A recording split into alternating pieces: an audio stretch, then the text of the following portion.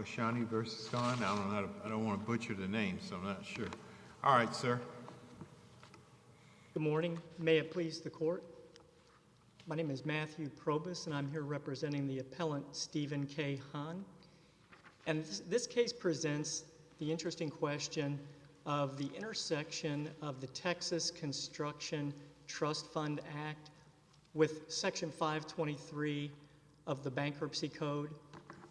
And in particular, this case involves the question of whether or not the Bullock versus Bank Champagne case that was decided by the Supreme Court in 2013 has effectively restricted the reach of what could constitute a defalcation while acting in a fiduciary capacity under Section 523A4.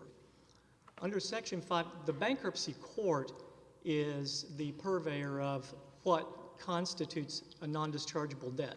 So even if a plaintiff is able to establish a violation of the Texas Construction Trust Fund Act, it's up to the bankruptcy court to determine whether or not there was a true defalcation while acting in a fiduciary capacity.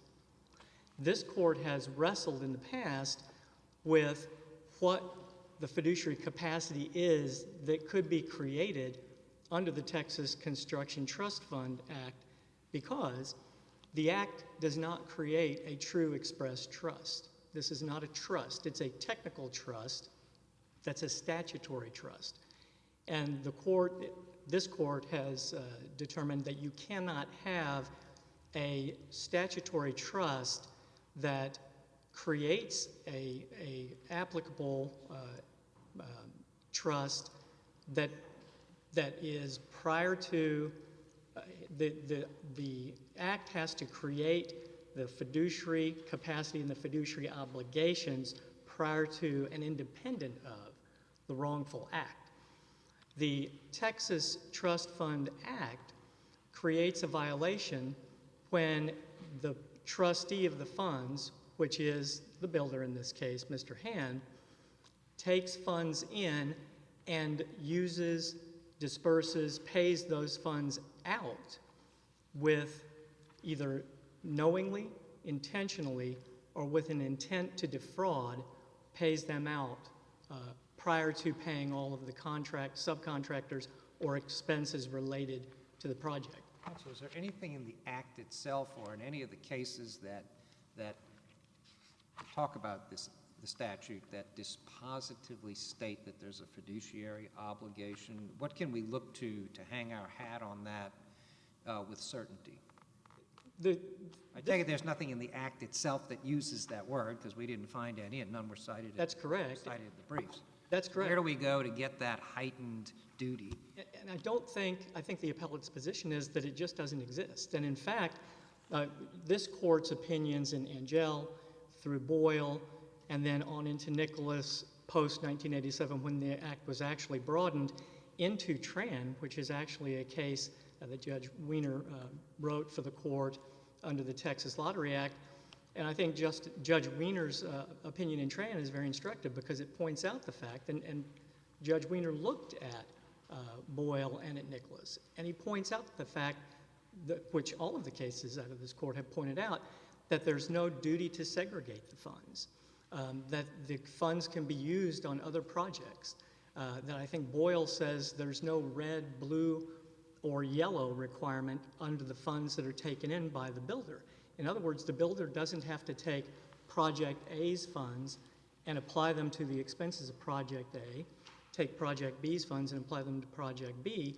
And so what you have is there's a requirement to create a construction account, which in this case Mr. Hann had, and there's a requirement that you have record keeping to keep records of what expenses, what money does come in, and what funds go out. But the funds are all commingled. And that's exactly what happened in this case, is that all of the projects that Mr. Hann had were commingled into one bank account for the company SKH 2000. And there's nothing in the Act that creates the express trust type of obligations that a fiduciary capacity would require. Well, but that begs the question under the facts of this case, as I understand it, is there latitude for your client to spend money on the debts of a prior business? I thought there's something in here about Hann Builders Limited or any other personal debts outside of the corporate entity, the construction company that he's operating.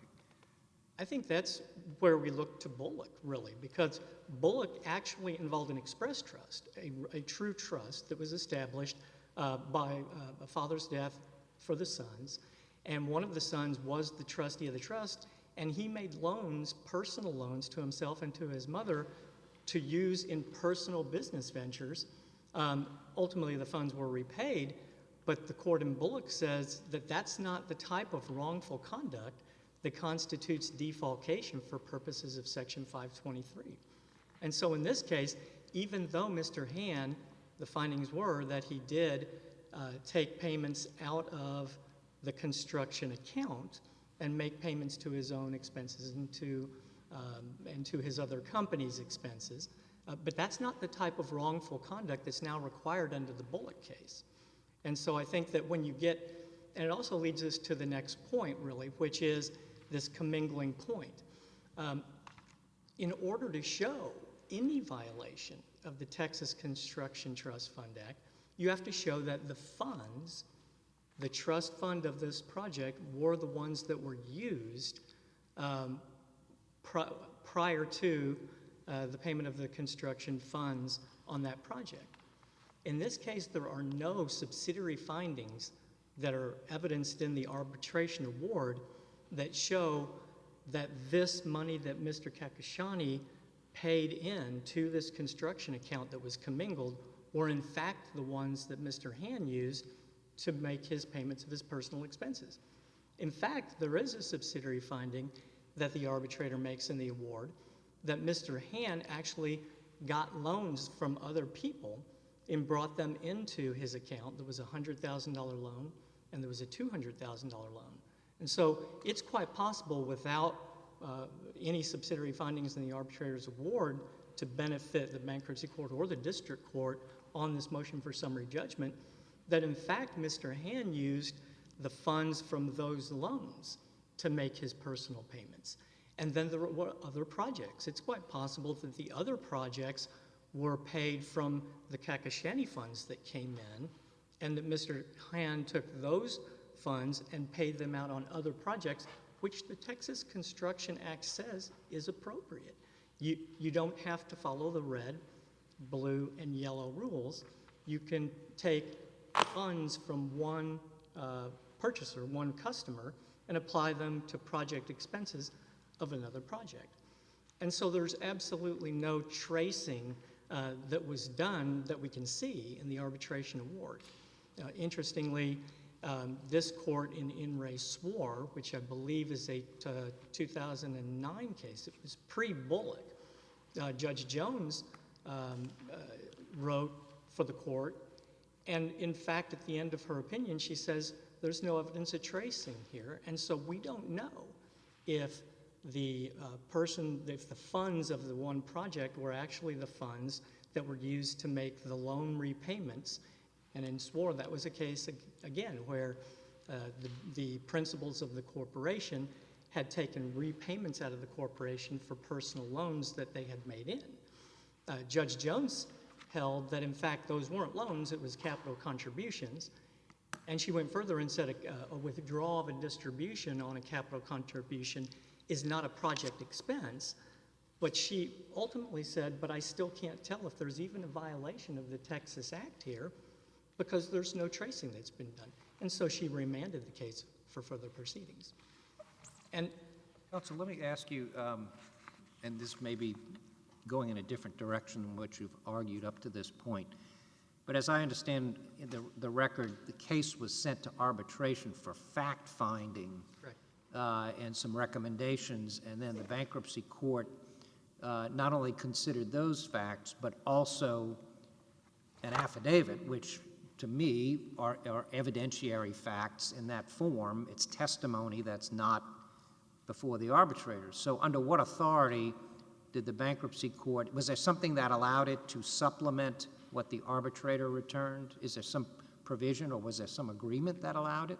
Well, so there was no agreement that allowed it, but the Fifth Circuit and the United States Supreme Court, in cases that kind of work hand in hand, have said that, first of all, it's the McDonald versus the City of West Michigan case that says that an arbitrator does not have to accept all of the findings of an unappealed arbitration award. And so she didn't have to follow all of the findings made by the arbitrator. But I believe it's this court's opinion in In re Poston that says that the bankruptcy court can accept additional testimony or additional evidence in order to determine the character of the debt so that the bankruptcy court can make the determination of whether or not the debt is non-dischargeable under Section 523. And that's what Judge Brown, the bankruptcy judge in this case, did. And so I think that was appropriate for her to do. To get back to the defalcation, I believe that what Bullock has essentially done is not only limit what violations can in fact constitute a non-dischargeable debt under 523A4, but in fact, the Texas Construction Act says that it defines an intent to defraud as an intent to divert the funds. And then in the subsequent section, that's in section 162.05, under the definition of an intent to defraud. Then it goes to section 162.031 and says what is a misapplication of the funds. And in the misapplication of the funds, which is really where you get the violation, it says that any diversion, any use, payment, or retain of the funds of the project with knowledge, knowingly, intentionally, or with an intent to defraud. And so even though this court in Nicholas held that once the legislature broadened section 162.03 to include just a knowing or intentional diversion, I think under Bullock versus Bank Champaign, it's now clear that it requires a wrongful conduct, an intent to defraud diversion in order to have a defalcation for purposes of section 523. And I don't think that that's here. And I think that what this court probably may be struggling with is the fact that Mr. Kahkeshani made the tactical decision to go to the arbitration. The parties agreed to the arbitration and agreed that the facts would be determined by the arbitrator. But the bankruptcy judge, and it is in the record that the bankruptcy judge made sure they understood that they would have to return to the bankruptcy court for the determination of whether or not it's non-dischargeable under section 523.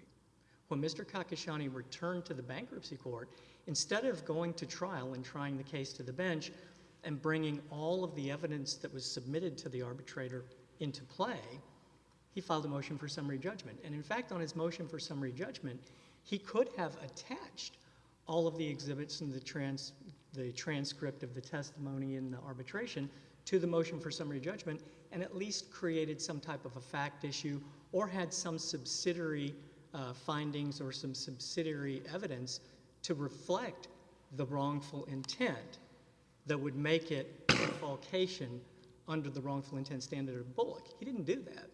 All he did was come back to the bankruptcy court on a motion for summary judgment, and he attached only the findings. And that, to your point, Judge Engelhardt, gets to the importance, I think, of the cross motion for summary judgment that Mr. Hann filed, where he did attach an affidavit going to his scienter, going to his intent, and saying that he never intended to defraud, he never intended to deceive, he never intended to take the money. And so the bankruptcy court can consider that as summary judgment evidence. When either the bankruptcy court or the district court is looking at the summary judgment record as opposed to just the overall record on appeal before this court, the summary judgment record only consists of the arbitration award and of the affidavit of Mr. Hann. The arbitration award, and Judge Brown in her opinion holds that there were subsidiary facts sufficient to prove that Mr. Hann did not commit fraud. SKH 2000, the company committed fraud because other employees signed off on draw requests that the court held contained false representations, but Mr. Hann didn't sign them. And the bankruptcy court, I think, rightly found, the arbitrator rightly found, that Mr. Hann did not commit fraud. Well, if Mr. Hann did not commit fraud, then how could he have had any intent to have a defalcation necessary under 523A4? And so that's all the court is left with in the record from the arbitration. The award from the arbitration is actually a finding that both the district court and the bankruptcy court accepted that Mr. Hann did not commit fraud. And so the only way I think that the court could have gotten to a violation of the Texas Construction Act that somehow was a defalcation would have been looking at the Texas Construction Act and saying, well, but he intended to misapply, he intended to divert the funds, and under the definition of intent to defraud, that's intent to defraud, and therefore it's defalcation under 523. But I don't think it can get there under Bullock versus Bank Champaign, which requires the wrongful conduct. Well, why does not finding fraud necessarily equal no defalcation? I mean, they're in the conjunctive, so, I mean, I hear you saying there was no finding of fraud, but obviously the way that it's set up, it's fraud or defalcation, and, you know, he diverted the funds for personal use, so why? Excellent point. The Bullock court says that defalcation, it requires an intentional wrong, and I can just kind of rattle off some of these types of examples the Bullock court offered. Conduct that the fiduciary knows is improper, but he wouldn't have known that it was improper to use the funds for another project or for anything else because the Texas Act allows him to. Reckless conduct of a kind that criminal law recognizes, that would clearly, I think, take an embezzlement or an intent to defraud. Conscious disregard or willfully blind to a substantial, unjustifiable risk that his conduct will violate a fiduciary duty. Well, if there's no fiduciary duties imposed by the Act, then his conduct in making the payments would not. But if he diverted the funds for personal use when the funds were for construction or business, I mean, how can that not violate a fiduciary duty that runs to the construction? I mean, the mere use of the personal, for personal use, you're saying Bullock holds that defalcation cannot occur when it's undisputed that the funds were not used for construction purposes, right? My time is up, but can I respond? Oh, absolutely. The Bullock court dealt with exactly that, where you had the trustee of the actual express trust, the brother, making loans for a personal matter for another business investment to himself, and the court said that's not enough. That's not the intentional wrongful conduct that is required for defalcation. Okay, we'll see what counsel opposite says. Yes, Your Honor. Thank you. On that. All right, thank you, sir. You've reserved your rebuttal time. All right, Mr. Carruth. Good morning, Your Honors. Morning. My name is Jeff Carruth. I represent Saeed Kahkeshani, who is the plaintiff and creditor in the bankruptcy case and who is the appellee here today. Mr. Kahkeshani has been at this since 2011, and he doesn't want this to happen to anyone else. The good news is that we do have a succinct record in this case, 19 pages of an opinion, and although we shouldn't consider it, we do have that affidavit. But all questions are answered by the arbitration award itself. And that is the order and the agreement between the parties that says all of the facts are going to be decided in the arbitration. That agreed order is attached to the arbitration award. And to specifically talk about it, the parties jointly agree that all issues of fact and law regarding any allegations of breach of contract, fraud in the inducement, fraud by non-disclosure, fraudulent misrepresentation, false statements of financial condition, defalcation, breach of fiduciary duty, et cetera, and so forth, an attorney's fee shall be determined by the arbitration. And then it continues that although Dr. K has requested that Stephen Hann be denied a discharge, the parties agree that whether or not Hann is legally entitled to a discharge or whether a discharge should be denied is a question of law to be decided by the bankruptcy court. The arbitrator will make no findings on that decision. So the parties lock themselves in at arbitration to the extent that the affidavit shouldn't be considered, and everything that we need is in the arbitration award. It was a fully litigated, complete record of what happened in this case. The cases that say, well, we can look at something else, those are usually default judgment cases or cases where the court doesn't have a record. This was a procedure that Hann asked for after 3 years of litigation and 2 years in the bankruptcy case. And that was the procedure that he agreed to, was to follow whatever the award said. So even if it's insufficient, I think they're foreclosed on that, but it's not. It is a fully developed, it's just like getting findings of fact and conclusions of law from a magistrate or a bankruptcy judge to the district court, and it's all right there. Everything we need in terms of facts. And then, before I get into my part of this, there was the allegation that the observation incorrect that the award doesn't talk about tracing or use of funds, and the arbitration award did look at that. The facts from page 3 through 6 of the award talk about how funds came in and out. And we have an example on page 8. Jill Fry also testified that in meetings she attended that Stephen Hann told claimant CPA Vahid that the funds claimant paid to SKH, approximately $200,000, went to a failed investment. And we have that specific piece of where the funds went because Hann has an admission in the record of the arbitration.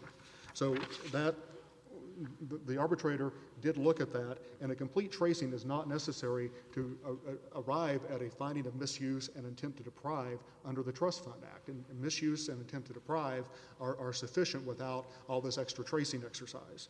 And so, and I do want to talk about A2 in a minute before which the appellant did not get into. But since we're talking first about the trust fund statute, the rubric that the court should follow. There's really two issues under the A4 determination.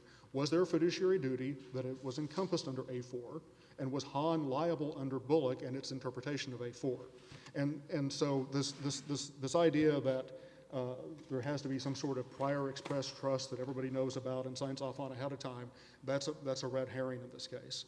What we have is in the Act and this is the Nicholas line of cases.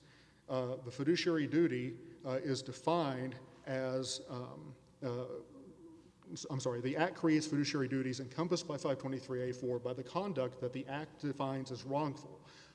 The record is in the arbitration award, it's clear that Hann knew of the construction trust fund statute, he knew of its limitations, and he knew that he was running afoul of it. And so he's also charged with this knowledge that the trust, the lanes that you have to stay in as a contractor, and to protect subcontractors, which is the purpose of the statute, and owners like Kahkeshani, the guidelines and framework to stay within are with 162.031A, which is a trustee who intentionally or knowingly or with intent to defraud misuses trust funds, has misapplied the trust funds under the statute. And I misapplied, I've left out a lot of the subparts there, I've paraphrased. But it is the 162.031A statute that creates the fiduciary duty, and that's consistent with how this court has always looked at it from Boyle to Nicholas to Swore and into the future and Pledger. And that's even how there's a 2019 case that we did not pick up in the briefing, Thornhill by Judge Parker, before he retired, 2019 Westlaw 4795601, which applies the Nicholas framework to a trial judgment and ultimately determines that $19,000 was misapplied because of the record that was created by the trial court that was incorporated into the bankruptcy court's findings later. So that $19,000 was misapplied, and 523A4 liability on the part of the debtor, who was the contractor, was upheld by Judge Parker.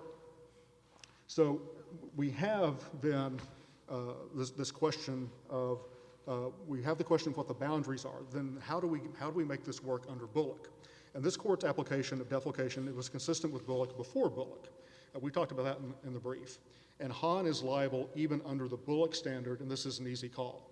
And if we look at Part B1 of Bullock, there are 4 types of conduct that constitute defalcation under Bullock.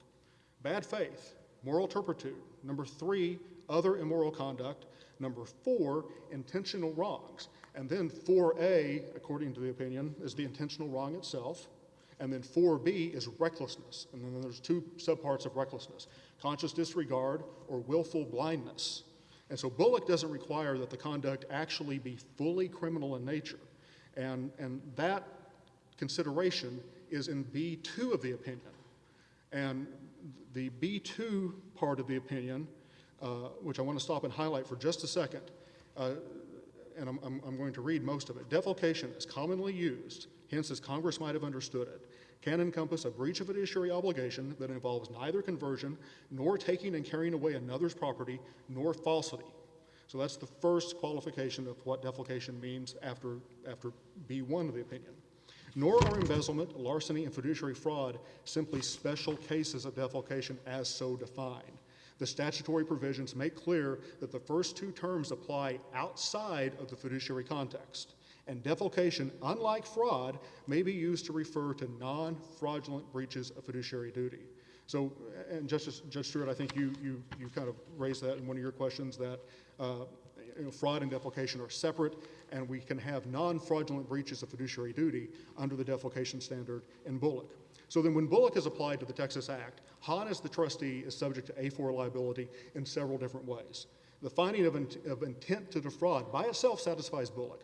The award was, the parties committed that determination to the award, and the arbitrator found intent to defraud. Now, attacking it as application of a definition to the facts, that's basic statutory construction. The arbitrator was entitled to do that, and this court should recognize that. But the finding of intent to defraud satisfies Bullock all by itself. Paragraphs 14, 15, 19, 21, and 22 of the award make clear that Hann misused trust funds with the intent to deprive the beneficiaries of the proper use of funds. And that's the very definition of intent to defraud under 162.005, Part 1. That definition is a trustee acts with intent to defraud when the trustee retains, uses, disperses, or diverts trust funds, the record's full of that, with intent to deprive the beneficiaries of the trust funds. And the arbitrator made that finding repeatedly. The appellant doesn't challenge the intent to deprive determination, only how it works out through the rest of the statute. But it is clear that intent to deprive plus these other bad acts does arrive at the intent to defraud. And so that part satisfies Bullock. That satisfies the willfulness or the intentional wrong part, the 4th category that's the focus of the opinion.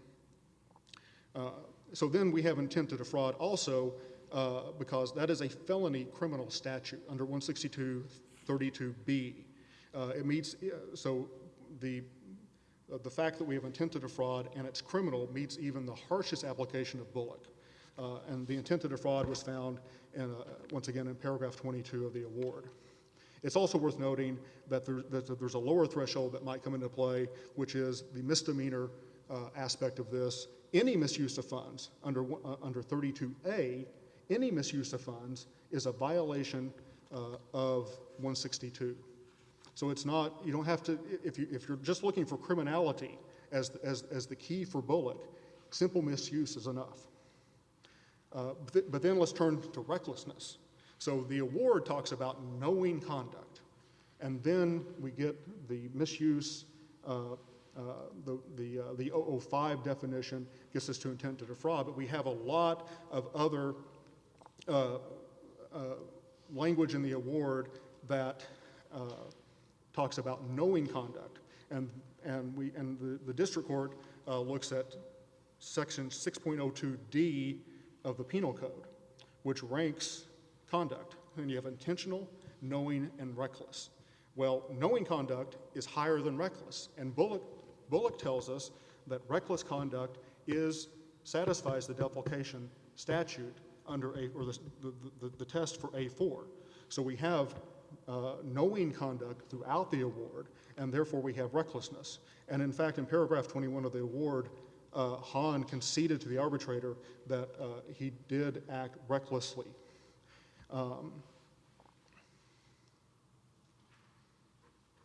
And then, once again, the intent to deprive by itself without reaching, and this is a fifth basis of liability in the way Bullock applies. The intent to deprive by itself that is described in paragraph 21 and 22 of the award also satisfies the intentional wrong under Bullock. That's the scope of the defalcation by itself that is talked about in B2 of the opinion, that you can have a non-fraudulent defalcation that is not perhaps fully criminal, could be criminal, but you have the intent to deprive by itself that satisfies Bullock, even if you don't have the intent to defraud.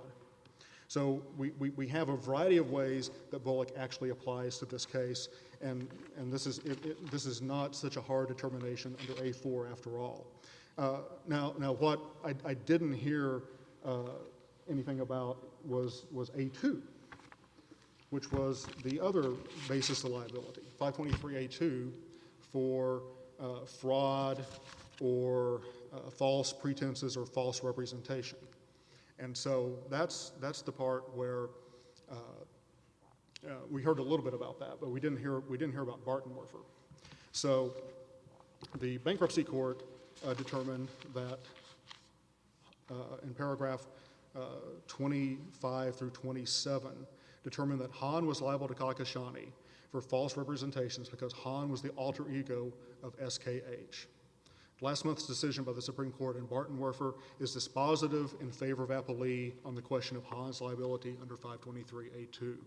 Under Bartenwerfer, the A2 liability may be imputed to a partner or a related party who did not make the fraudulent statement himself. If we line up the elements of this matter with Bartenwerfer, Hann was the individual the same as the spouse in Bartenwerfer. The award is the debt or the judgment that is at issue, and the debt was obtained by false representation. That is clear in the award. And frankly, the Bartenwerfer, that's the easiest path to affirmance that is before the court today. Justice Barrett provided at least two rationales that are instructive here. Congress framed A2, she says, to focus on an event that occurs without respect to a specific actor, and therefore without respect to any actor's intent or culpability. So whether Hann intended anything or not, he was, the award says he is also liable. The relevant legal context, Justice Barrett continues, is the common law of fraud, which has long maintained that fraud liability is not limited to the wrongdoer. And the award at paragraph 27 is where we get the meat here that says the record evidence is sufficient to establish that Hann should be held personally liable for the misrepresentations of SKH pursuant to a piercing the corporate veil or alter ego theory. So we have the nexus to elements 2 and 3 of Bartenwerfer in paragraphs 25 through 27 of the award. Hann need not have made the representations directly himself. Representations through SKH were sufficient with or without the alter ego finding. The award is a final determination on that issue, and it cannot be disturbed. Now, there has been there's been a lot of briefing in this case about the alter ego theory and whether it applies. And I don't think the court needs to reach that under Bartenwerfer and to affirm on A2. But the idea that alter ego doesn't apply is also incorrect in this case. or alter ego is not a basis of liability under A2. Before Barton Werfer, the crux of the issue was whether Hann was liable through the application of the alter ego doctrine all by itself. An alter ego was sufficient for the district court. The bankruptcy court and the appellant say no, because as they read Recover Edge, fraud cannot be imputed except in a partnership or principal agent context, which they say was absent here. But there's two flaws with that analysis. Recover Edge was not an alter ego case. It didn't criticize alter ego liability under A2. In fact, at 1296, Recover Edge itself endorses application of the alter ego doctrine as one path to A2 liability.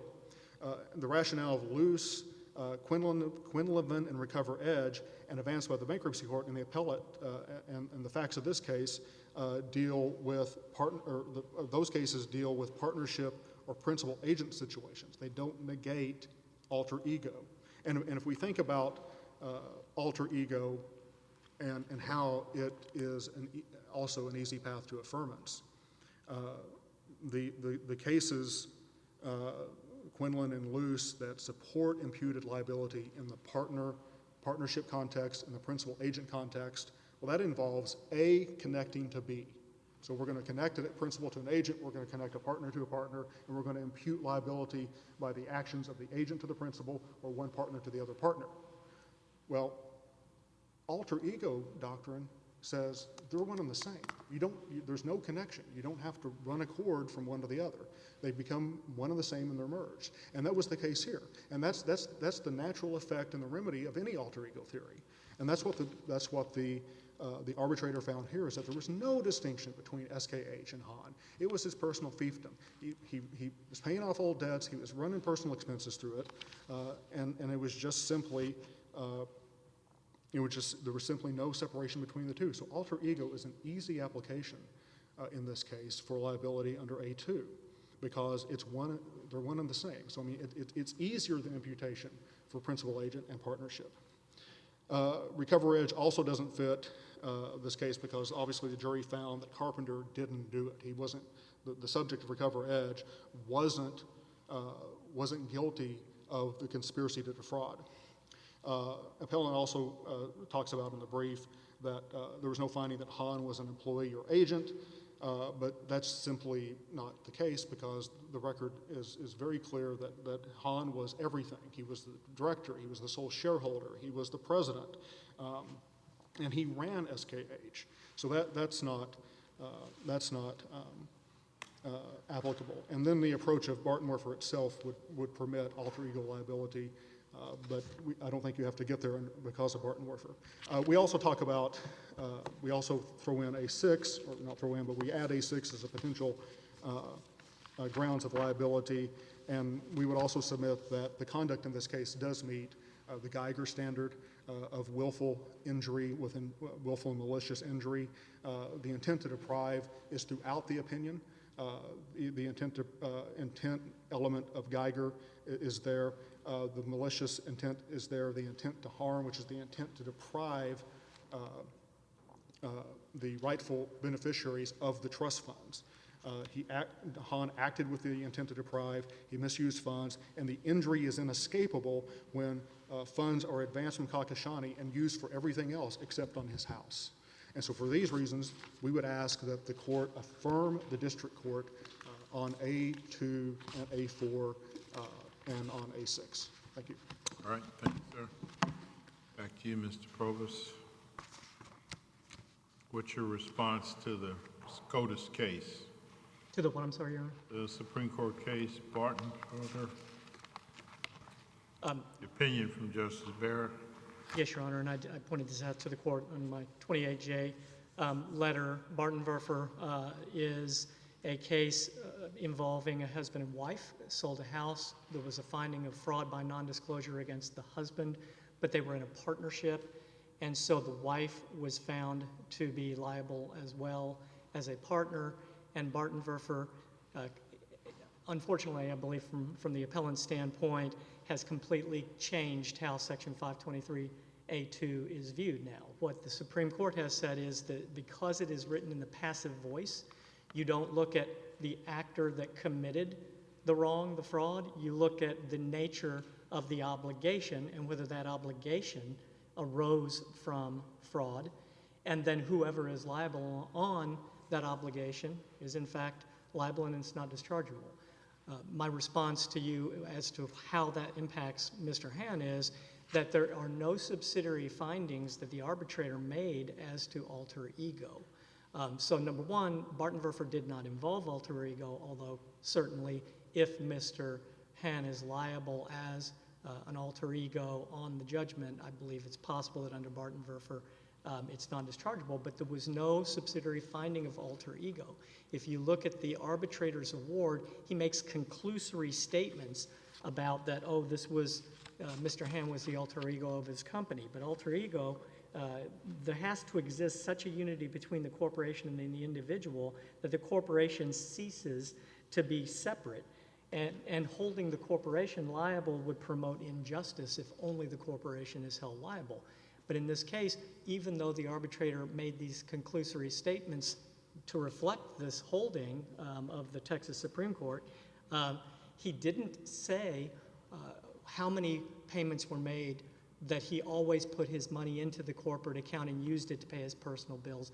There's absolutely no specific that would support that. Now, the bankruptcy court didn't reach the issue because the bankruptcy court said, well, under Recover Edge, you can't impute the liability unless it's partnership or it's agency. And so the bankruptcy court didn't get to whether or not there was, in fact, any subsidiary findings that would have supported an alter ego. I don't think the district court did it either, and so I would think that this court, to the extent, I'm sorry, my time's up. You can finish your statement.